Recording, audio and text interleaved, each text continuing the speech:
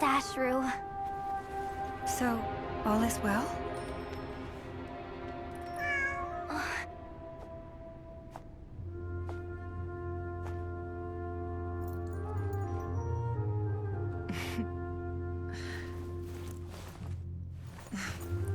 Typically speaking, at this point, the world disintegrates. Then we find ourselves back in the outside world. Besides, these are my memories. There's nothing to fear. You're sure? Of course. It's almost over.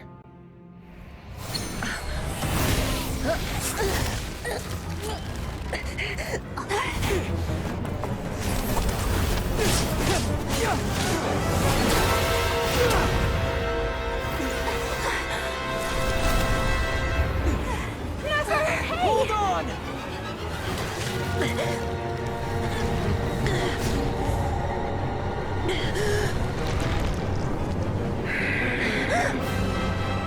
Knowing too much is always a death sentence. Speak for yourself.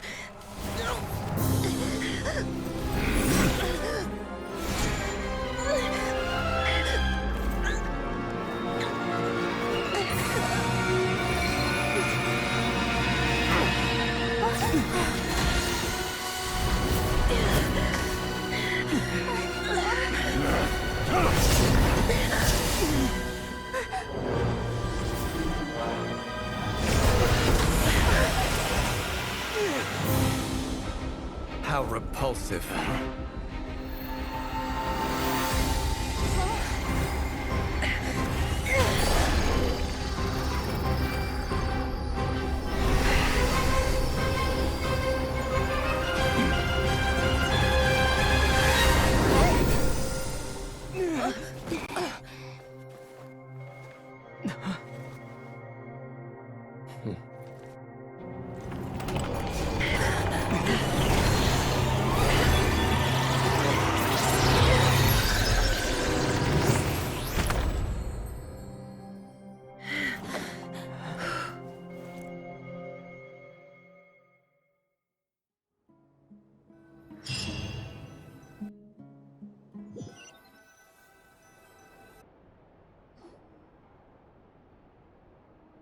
Timed that pretty well, didn't I?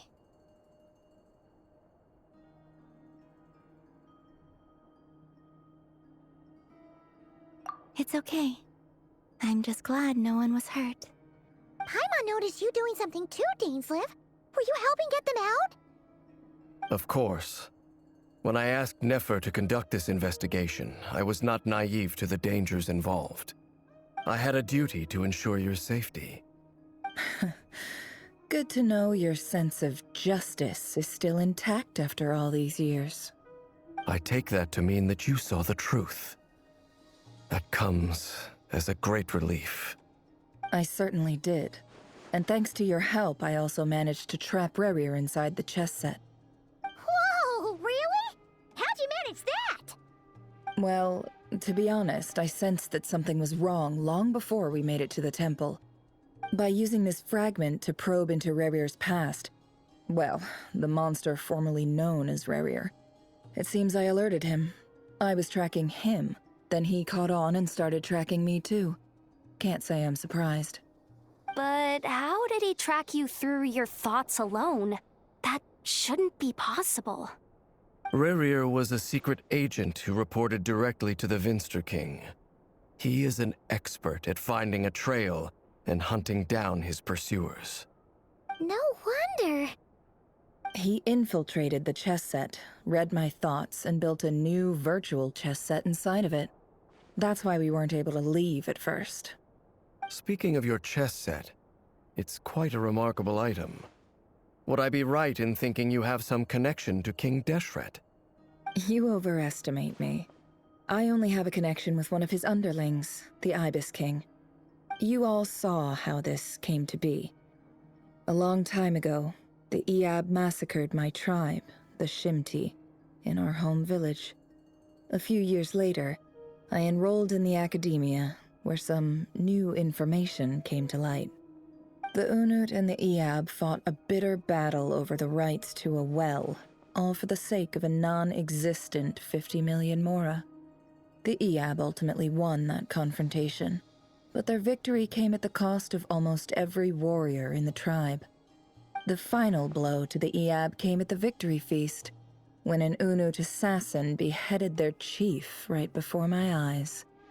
The remaining Eab fled and have been scattered to the winds ever since. Having gotten my revenge, I returned to my hometown, where to my surprise, the nearby temple was still standing. There it was, seemingly immune to the relentless hostility of the desert, while my tribal home lay in ruins. As I stood there gazing at the temple, I noticed a cat just outside. This cat, as it turned out, was home to the spirit of the Ibis King. He led me to a gate deep inside the temple, and there he made a deal with me. This chess set is my gift from the Ibis King. The chessboard within is made to the same specifications as the one in the mausoleum of King Deshret, and represents his power of piercing analysis. With this chessboard in its container, I gained a certain ability to perceive hidden secrets. Now, you could conclude that the Ibis King simply wanted to give the people of this world the power to seek the truth, but I don't believe that's the full story. Every god plays favorites. Their hearts are as fickle as any human's, full of secrets, perversions, egotistical tendencies. But precious few gods are willing to admit this. It is the same with all powerful forces, including fate itself. Their gaze falls preferentially upon a select few. As you rightly point out, this is an act of favoritism. If you're alluding to the Abyss, then yes, I agree. Gather the others. It's time to share everything I've learned.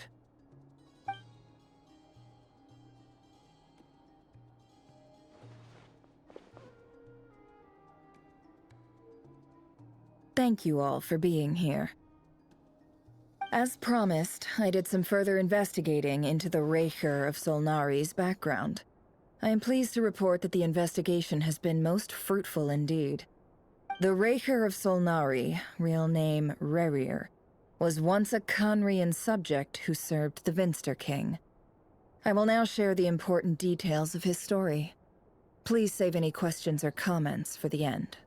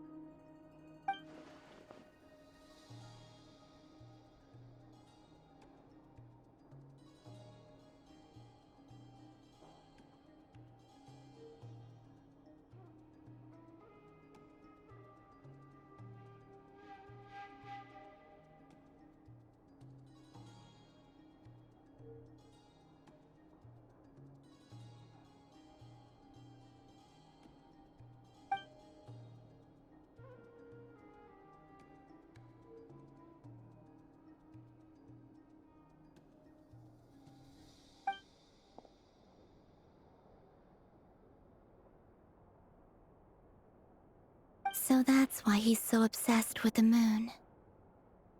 A tragic tale, to be sure. But it does not excuse his many transgressions.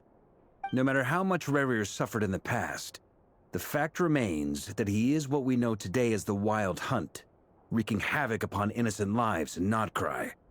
He becomes more dangerous with each passing day. If left unchecked, it is simply a matter of time before all of Tevat suffers the consequences. This is a threat that the Knights of Favonius cannot ignore. A question for Miss Columbina. Forgive me if this is presumptuous, but have you ever seen the spatial gateway that appeared in Rerear's memory? Never. But I have heard stories of something called the Moon Gate, and this seems to fit the description. Miss Lauma, any thoughts on this? In the lore of the Frost Moon Scions, the moon is believed to hold many secrets. Some sources speak of ancient knowledge, others of a gateway to the unknown. The term Moon Gate is one I have heard before, but as is the case with all of our legends, there are no records of any first-hand witnesses. We cannot know whether it truly exists. Then back to Miss Columbina. As a moon goddess yourself, do you have some idea of where the Moon Gate leads to? Not at this stage, sorry. I do hold the power of the Frost Moon, and my strength is recovering well. I can sense that the gate would open at my command, but... But there's more to the power of the Frost Moon than that? Yes. A moon goddess has the right to open the Moon Gate, since it is a path to the moon. But as Nefer mentioned, holding open a spatial gateway takes a huge amount of power. And right now, I need to conserve my energy to fight the Rayhir of Solnari.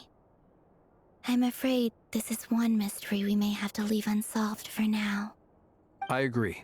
Better to save your strength. But if you'll humor me for a moment, I have a bold conjecture of my own regarding the world beyond the gateway. I highly suspect that neither Tholindis nor Rerear made it through unscathed. The evidence pointing to this is the fact that the Rayhir of Solnari exists in the form of countless fragments. With the abyssal power he wields, no ordinary foe can touch him, let alone tear him to shreds. And yet, the Wild Hunt proliferates wherever his scattered fragments lie, drawing hordes of monsters to many different locations across the land. So your theory is that Rerir was physically torn to shreds by some powerful force? Hence, why the Wild Hunt is a distributed phenomenon, rather than a unified one? Makes sense to me. Explains why the Wild Hunt is so pervasive, and why he's been trying to piece himself back together. He was whole to begin with, and he wants to be whole again. Without the power of the Abyss on his side, he almost certainly would have perished the moment he was torn apart. But the Abyss, much like a curse, has kept him alive. I could not agree more. The power of the Abyss is most surely a curse. It is a compelling explanation, and one that accords with my present understanding of Abyss creatures. Whether the life form in question is primitive or advanced, if a curse has extended its lifespan unnaturally, it will continue to survive in spite of everything. This raises some interesting questions. I will run some experiments and see if there is any validity to my suspicions. That being said, regardless of whether my research bears fruit, I would like to thank Miss Nefer for conducting such a thorough investigation. Already, it has greatly enriched my understanding of the entity we face. My pleasure, Mr. Albedo. I too hope that the information I have shared today proves useful as we look to formulate the next stage of our plan. Hey! What is it, Dainsleif? You look really upset! It's just... when I think of the man I once knew as Rerir, I struggle to understand why things had to turn out like this. The two of you used to be friends, didn't you? I don't know if these words will bring any comfort, but my heart goes out to you. Mine too. We can never know all the hows and whys of the way things are. The moon and stars are full of untold secrets and lies, and the skies are host to many more mysteries than these alone. Yet, none of that can begin to compare with the complexity of human life. Those are the first comforting words I've heard in a long time. Thank you, both. Well, I think this is a good place to end today's meeting. I'm sure Nefer needs some time to recover. She's been through an awful lot today. That's very thoughtful of you, Lama. Of course. Sounds good to me. Take some time to rest and digest before we reconvene to nail down a plan.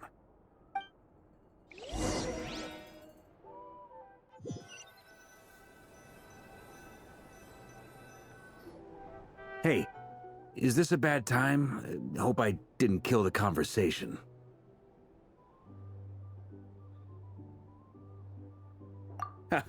No need. Come on, let's talk outside.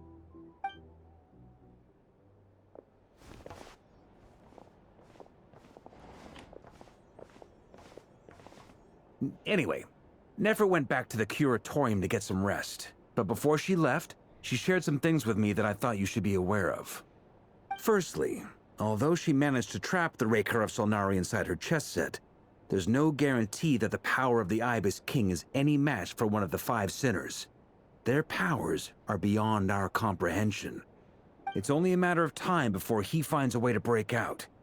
We have to come up with a plan and take care of him before that happens. Honestly, my mom figured that might be the case. So, how long have we got? Well, I asked her that same question. She talked for a long time, but for the most part, it seemed like she was trying to convince me how precious her chess set is. What a long and storied history it has. It felt like some kind of sales pitch, you know? The kind where you end up handing over Mora against your will? Anyway, after all that, she finally answered the question. 2 days, at most. 2 days? Holy moly! Can we even recruit enough help in that time? That remains to be seen. Which brings me to the second issue. Dainsleif is obviously conflicted about this whole thing. But given how little time we have, there's no way we can pull this off without his help. You have some history with him, right? Do you think maybe you could talk to him for us?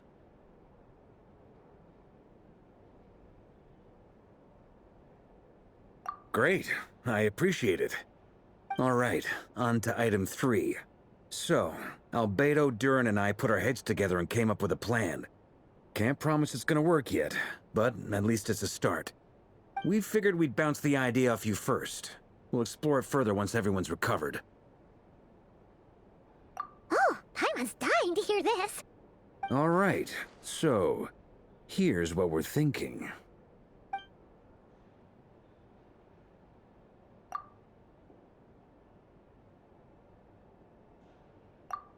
We felt a little uneasy about roping you into this. I mean, firstly, you're not locals, and secondly, none of us are your boss. You're well within your rights to refuse if you so choose. Roping us in? Why would you even say that? We know the stakes here. It's all of us against the Rayher of Solnari, or none of us stand a chance. I choose my words very intentionally, I'll have you know. I like to think there's an art to striking a down-to-earth tone even when the stakes are through the roof. Sir Varka, I have a few thoughts about this plan. I'm all ears. I think we can be more flexible with how the roles are allocated. In my view, the most sensible lineup would be like this.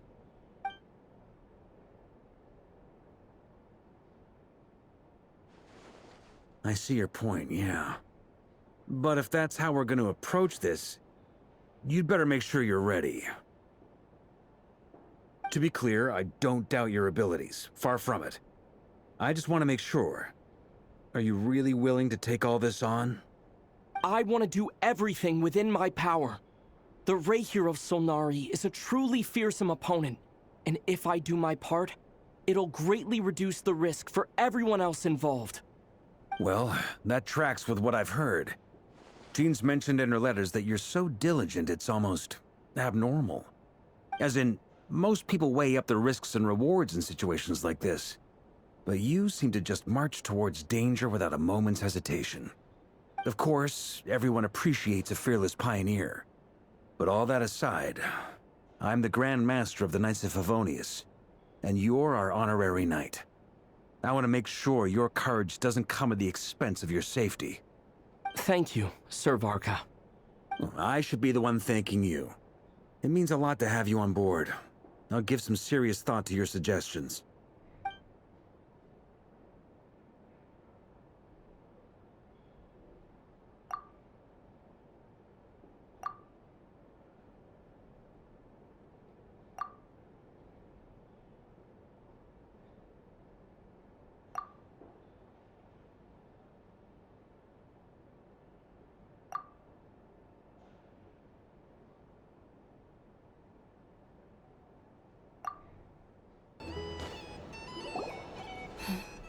This is a thorough plan, but I do have one last question before we take action. How can we be sure that our enemy won't leave the designated area? Great question. Albedo's been hard at work analyzing Rerir and the Wild Hunt's behavioral patterns. His conclusions are as follows. Firstly, from the earliest known confrontation until now, Rerir has never displayed any ability to manipulate the dimension of space. So it's unlikely he has any power in that domain. Secondly, he seems to have a particularly strong vendetta against our group. If we put him in a fight-or-flight situation, he'll choose to fight every time. Thirdly, finally, and most importantly, he is consumed by hatred, both for the moon and for his enemies. Turns out, we tick both of those boxes. We have a reincarnated moon in our ranks, and a spy who accessed his private memories without permission. He'll be baying for blood, not looking to escape. As someone who's had their fair share of interactions with the Wild Hunt, those all seem like valid observations to me. Understood. Then I will defer to the verdict of the group. Well, everyone, that's the plan in full detail. Albedo and Durin are carrying out their part as we speak. Plan approved. Scheduling. Okay, any firepower you need, I got you covered. Let's light this baby up. The Frost Moon Scions are behind you as well. And the rest of you?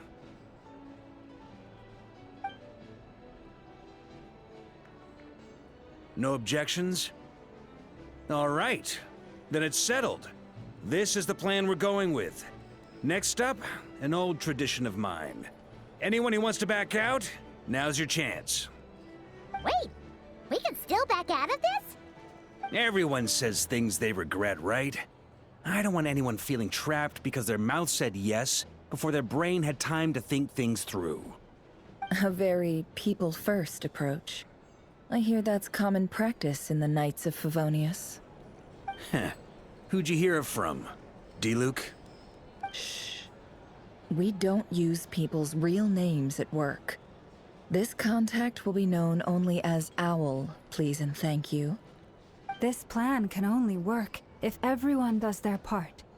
Flint's and I will absolutely support it. We shall indeed. You'll be glad you accepted our help. Also, you are the last person I expected to see here, Miss Dory. It's not often I get called Dory in a work context. My peers usually call me Lord Sangama Bay. So, the longer your name, the higher your net worth. Is that the idea here? In that case, Mr. Flint's here must be worth a fortune. That's right, I know your full name. It's... The walls are thin here. I'd appreciate you keeping that a secret. Okay, fine. Ugh, I'm actually only here as a favor for someone else. Do you have any idea how much it would cost to hire me otherwise? Oh, does this mean someone out there actually has the power to boss Dory around? It most certainly does not. We have a long-standing and mutually beneficial business partnership. She's actually the mom of a friend of yours. Said mom supplied me with a great little trinket, but now that lady's ruined everything. If I don't start building a little goodwill now, my whole business in Nodkrai is gonna go down the drain! Okay. So what exactly is so special about this pendant? It's a lucky charm that a great mage made for me. We have a business relationship, and she was worried that something bad might happen to me. So, she wanted me to have something that can store power to protect myself with. I finally got it all fully charged up with Kovaki, and then never went and used it all up at once! Never lost so big in my life! You're right. It was all my fault. I didn't mean to drain all the Kuvaki in the pendant, but I'll make it up to you. You will? Well, in that case, how about you give me your chess set, and we call it even? I knew you'd say that. Well, it's yours if you want it. In fact, take it now, and I'll even throw in a free Raker of Solnari. Deal? You're putting me in a difficult position here. It's a very useful thing to have around, but I have a funny feeling it won't be around much longer. I guess we'll see in a couple of days. Looks like bankruptcy for me. Hey, don't be so pessimistic. See this through and you never know. You might find a new business opportunity on the other side.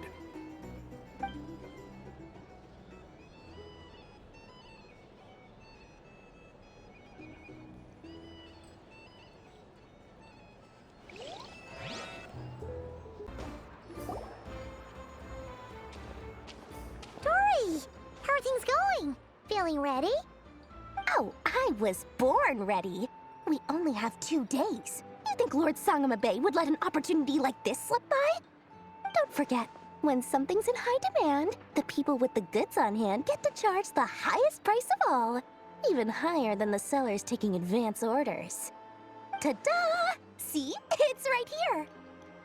Ah, it's so pretty. Did you make it? No, I have a supplier.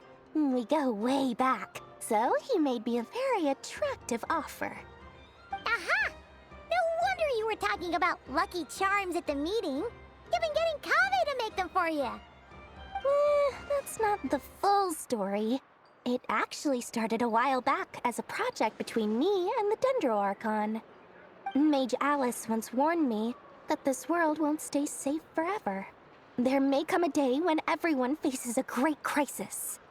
I passed this on to the Dendro Archon, and she secretly brought together a research team made up of Sumeru's top scholars to invent a technology that could keep people safe. I won't go into the details because it's all very complicated, but if you want to know more, you can ask the Dendro Archon about it sometime. Anyway, point being, it was the Dendro Archon who asked Kaveh to build this little contraption. As one of the top Kashara War talents, he was the obvious choice. Took him long enough. He stressed over it for ages. Must have gone through at least a dozen designs before producing a final product. But that's Kaveh for you.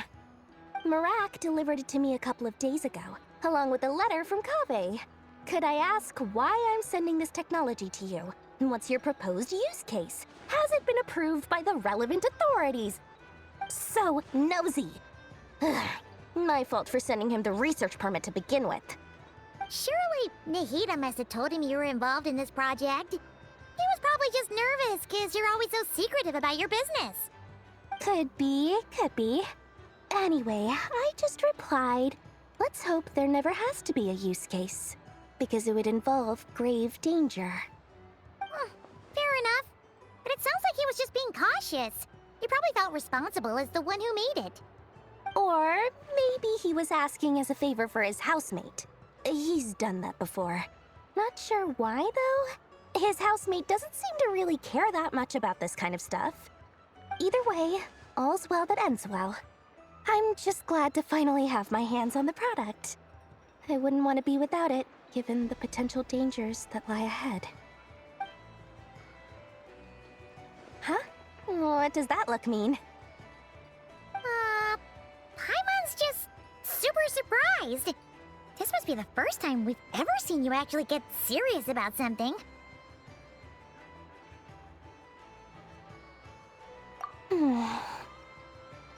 Well, a long time ago, I made a promise to myself. I promised that I was gonna live every day of my life with a big beaming smile. Obviously, Mora plays a big part in that. But there are always gonna be times in life when you have to give something back. That could mean paying back a debt, returning a favor, or showing some kindness. Alice has been a huge help to me over the years. She was the first investor I ever had. And I want my investors to know that Lord Sangamabe is the best in the business. And more than that, no one knows what the future will bring.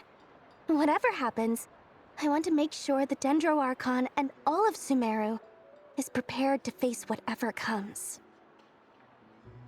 Oh, that? I was just making sure Nefer and I are square. Don't be thinking it was some sort of benevolent act. I'm no saint, so don't treat me like something I'm not. My priority is doing the business that I want to do. So long as my conscience lets me, but it usually does. That's the Lord Sangama Bay business model. All right, if you say so.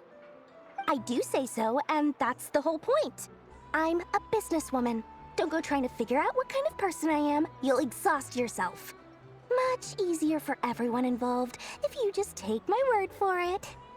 Oh, and could you two help me get this stuff where it needs to be? Thanks so much. You're my favorite assistants.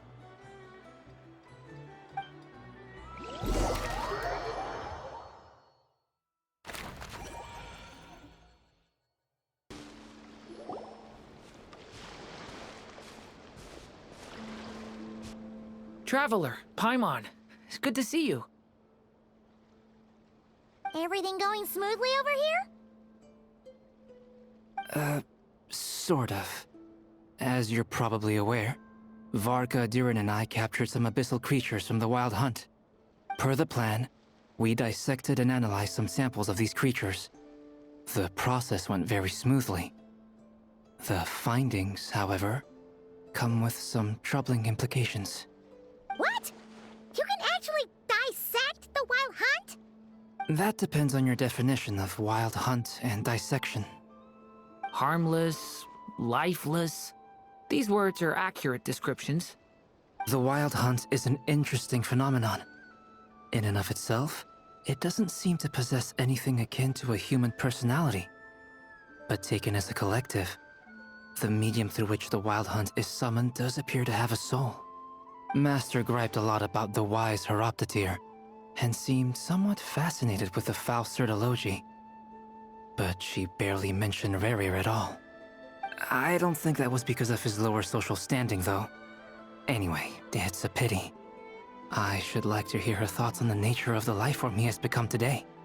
It's a strange mix. The furious energy of an abyssal being channeled through a fractured physical existence. A consequence of being torn apart by an unknown power. Perhaps the only explanation for his survival in this state is that he sacrificed a degree of individuality in exchange for a continued existence. Oh, sorry. Once I get talking about interesting research, I have a tendency to go on indefinitely. Back to our research findings. Essentially, they confirm my hypothesis. Rerir's corpse is completely contaminated by the Abyss, and the effects are irreversible. You could think of this as Rerir in mutated form. But in my view, even that would be inaccurate. In reality, his whole being has been consumed by the Abyss. In other words, he is now nothing more than a manifestation of abyssal power. Unfortunately, at present, we have no means of completely eradicating abyssal power. Hence, we cannot fundamentally destroy the Reihir of Solnari either. Oh, that's terrible news! So, that's it? We can't defeat him? Not even if we get the power of the Three Moons? Miss Columbina's situation is a difficult one. She can never achieve wholeness when the world does not accept her presence. It's as if her creator banished her to a place she can never be accepted. It means she spends most of her energy just on her own survival. Given the circumstances, it's only natural to despair. But we must see this plan through to the end. Time to kick off the backup plan. Oh, Paimon almost forgot! This is for you. Dory asked us to bring it. Ah, how wonderful. Well, thank you for making the trip. Durin and I will be heading off shortly. I'm sorry I won't be there to protect you in person this time. Please be careful. All right then. Stay safe.